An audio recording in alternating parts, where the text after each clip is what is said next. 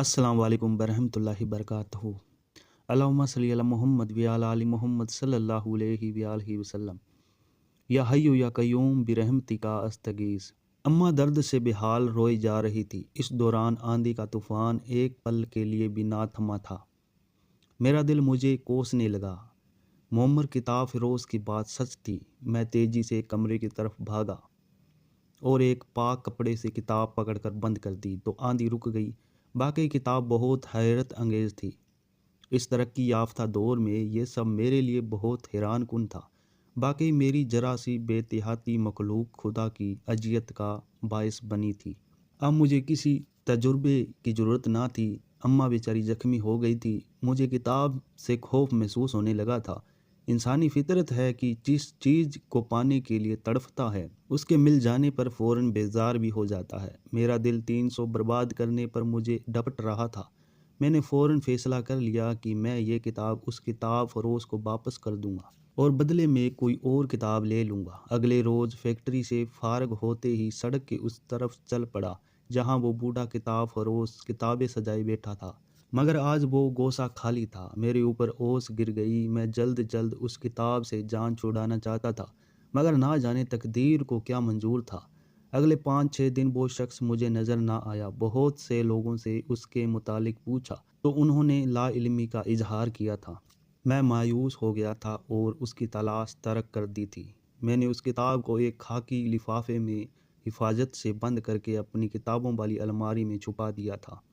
उसे खरीद कर मुझसे गलती हो गई थी, मगर अब मैं कोई भी बेहतियाती करके कोई नुकसान नहीं देखना चाहता था। मैं उसे रखकर तकरीबन भूल ही गया था कि इसमें आजम नामी कोई किताब मेरे कमरे में मौजूद है। इलाज मुआलजे के बाद अम्मा अब काफ़ी बेहतर हो गई थी। उनकी तकलीफ़ देखकर बेहद शर्मिंदा होता जिसका जिम्मेदार मैं था। मैंने किताब फ़रोश को बहुत ढूंढा, वो ना जाने यूं अचानक गायब हो गया था। शायद बीमार हो चुका हो या फिर अपनी उम्र की नकदी तमाम कर चुका हो। ऐसे कई ख्यालात मेरे दिल में आते रहे। एक रात फैक्ट्री से आते हुए देर हो गई। अभी घर से कुछ दूर ही था कि रास्ते में खुशक मेवाजात के ठेले पर निगाह पड़ी तो मैं वहीं रुक गया।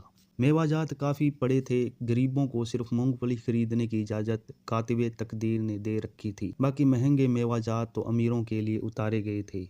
एक तलख सोच को झटकते हुए मैंने मूंगफली खरीदी। अभी जेब से पैसे निकालने ही लगा था कि बेख्तियार आसमान की जानिब नज़र उठ गई। सुर्ख अंगारा आसमान आंधी और जुनूनी हवाओं की जद में नज़र आया तो मेरी हैरत दौंध हो गई। अभी तो मौसम बिल्कुल ठीक था। ये सब आनन फानन क्या हो गया? भाई जल्दी पैसे दे दे, बहुत जोर की आंधी चलने वाली है।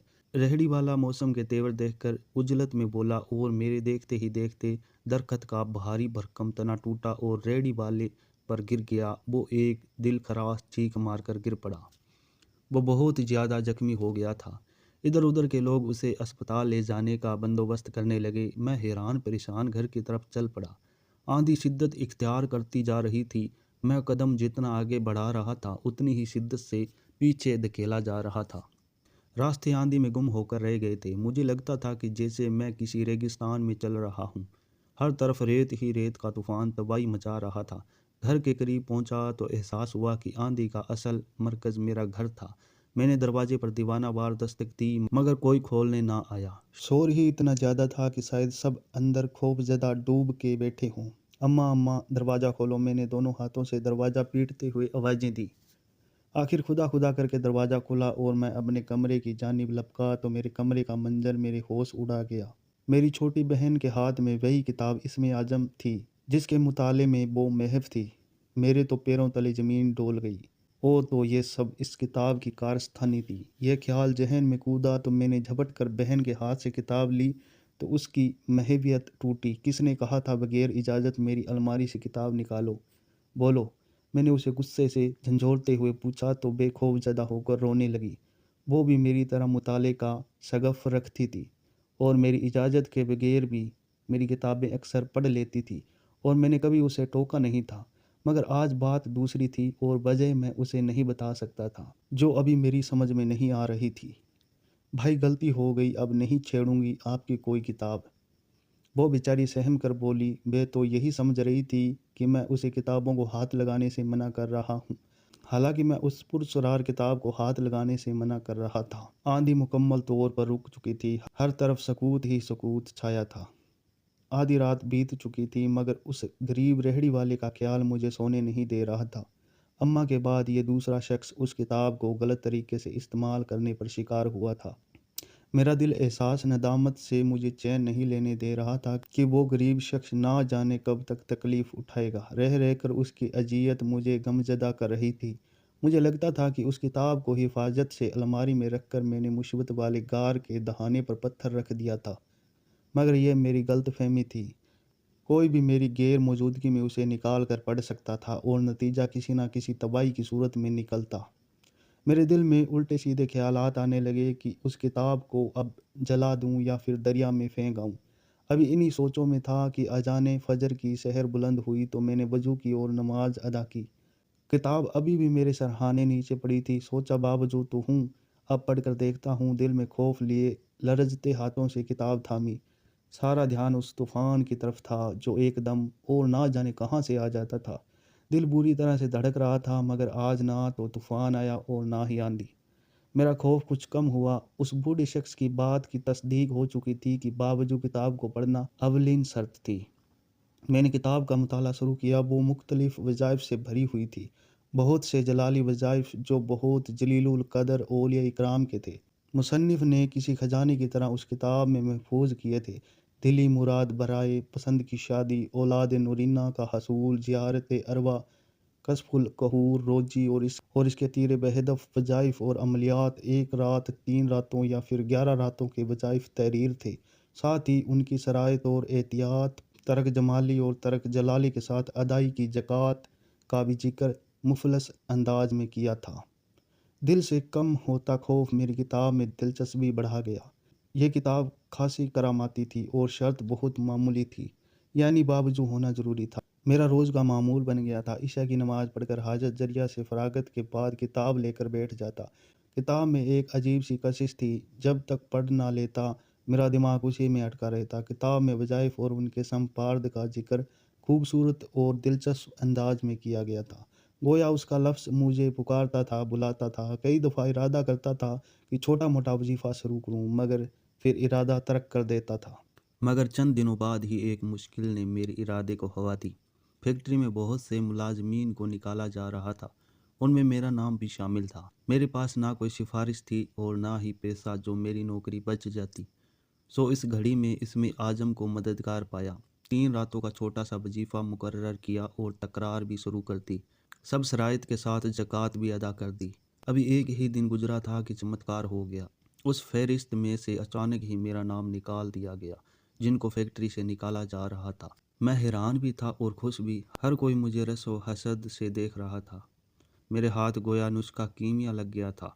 उस किताब के साथ मेरी वाबस्तगी और उसके वज़ाइफ पर मेरा एतकाद बढ़ता गया, जिसे मैं सबकी नज़रों से छुपाकर बहुत ही एहतियात से रखा करता था। बहनों को सख्ती से ताकीद की कि मेरी इजाज़त के बगैर मेरी किसी किताब को हाथ ना लगाएं। अम्मा अब्बा को वैसे ही किताबों से दिलचस्पी ना थी, सो उनकी तरफ से कोई ख़तरा ना था। छोटे मोटे वज़ाइफ करके कई मकासिद में कामयाबी हासिल हुई तो मेरा हौसला बढ़ गया। अब मैं घर के हालात सुधारने की तरफ मुतवज्जे हुआ। घर में हमेशा गुर्बत अफलास को ही हुकूमत करते देखा था। खुशहाली तो गोया हमारे नसीब में ही नहीं थी। मैं खुशहाल होना चाहता था और अपने घर वालों को भी आसूदा और खुशहाल देखना चाहता था, मगर दौलत के बगैर ये सब मुमकिन नहीं था। मैंने किताब में रिज़्क़ के वज़ाइफ और अमलियात देखे। गौर करने पर इंकशाफ हुआ कि इससे मुतालिक अमल सख्त भी थे और बहुत तवील मुद्दत भी थे। उनकी शराइत भी सख्त थी। उन वज़ाइफ में ख़ास तौर पर दर्ज था कि किसी मुर्शिद की रहनुमाई के बगैर वो हरगिज़ ना किया जाए, वरना नुकसान का खदशा था। मगर मेरे सर पर तो दौलत और इज्जत की फरवानी का भूत सवार हो चुका था। बहुत फाकों में ज़िंदगी गुजारी, अब खुशहाली में हम गरीबों का भी हक था। सो इस ख्वाहिश के पेश नज़र मैंने एक वजीफ़ा मुकर्रर किया जो मेरे मुताबिक आसान भी था और 11 रातों का था। पहली रात पुरसुकून गुजर गई थी। कोई अच्छा या बुरा वाक़या पेश नहीं आया। मेरा हौसला मजबूती पकड़ने लगा और मैं दिल ही दिल में उस हिदायत का तमस्कुर उड़ाने लगा कि अगर मुर्शिद मुयस्सर ना हो तो वज़ाइफ ना करे। 3 रातें बीत गई। चौथी रात इशा के बाद मैं पढ़ाई में मगन था। मेरी आंखें बंद थी। सर्दी अपने अरूज पर थी। यूं लग रहा था कि सारे शहर में बर्फबारी हो रही हो। घर वाले लिहाफों में मज़े से सो रहे थे, मगर मैं दिल में उनकी खुशहाली की तमन्ना लिए ठंडे फर्श पर बैठा विर्द कर रहा था। मैं अमल शुरू करने से पहले दरवाज़ा बंद कर लेता था ताकि कोई अंदर आकर खलल ना डाले। अभी चंद मिनट ही गुजरे होंगे कि बाहर शहर में कुछ शोर शराबा सा हुआ। मैंने सोचा कोई बिल्ली या चूहा होगा।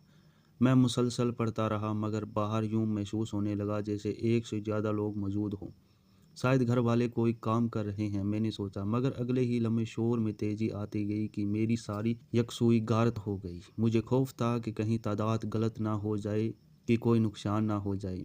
मैं इसी ख्याल के तहत उठा और दरवाज़ा खोल कर झाँका ताकि जो कोई भी हो मैं इशारे से कह दूं कि मैं अमल कर रहा हूं, शोर शराबा ना करूं। मगर कुछ कहने की नौबत ही ना आई। मेरी आंखें खौफ से फट गई, सख्त सर्दी में पसीने छूट गए और बदन लरजने लगा। हाथ से तस्बीह छूट कर गिर पड़ी और तादाद भी भूल गया। बाहर 3 देवकल मर्द खड़े थे। उनके हाथ में अजीबोगरीब हथियार थे, जिन्हें वे आपस में टकराते तो भयानक शोर सा बुलंद होने लगता। मैं पत्थर का बुत बना उन्हें देख रहा था और वे अपनी बड़ी बड़ी सुर्ख आंखों से मुझे घूर रहे थे और साथ ही साथ वो भयानक शोर भी बुलंद करते थे। वो शोर इतना भयानक था कि लगता था कि दिल बंद हो जाएगा और सांस रुक जाएगी। मैं हैरान था कि उनकी आमद और उनका शोरगुल बाकी घर वालों को क्यों सुनाई नहीं दे रहा। वह आहिस्ता आहिस्ता मेरे कमरे की जानिब कदम बढ़ाने लगे। मेरा वजूद बेदम सा होने लगा।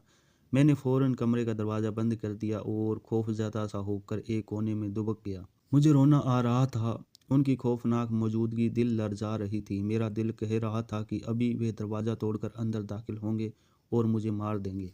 मेरा दिल चाहा कि घर वालों को आवाज़ें दूं, मगर खौफ के मारी आवाज़ ही हलक से ना निकली। उनके हथियार बजाने की आवाज़ें मुसलसल आ रही थी। वो लोग कौन थे, कहाँ से आए थे? दाखिली दरवाज़ा तो बंद था, फिर वे अंदर कैसे दाखिल हुए? कितने ही पल इसी गौर व फिक्र में गुजर गए। अजान फजर मस्जिद के मेहराबों से बुलंद हुई तो बाहर का शोर भी थम गया। खौफ के मारे मेरा अमल अधूरा रह गया था, मगर मुझे अंदाज़ा नहीं था कि इस बात के नुकसानात मैं अगले दिनों में देखूंगा।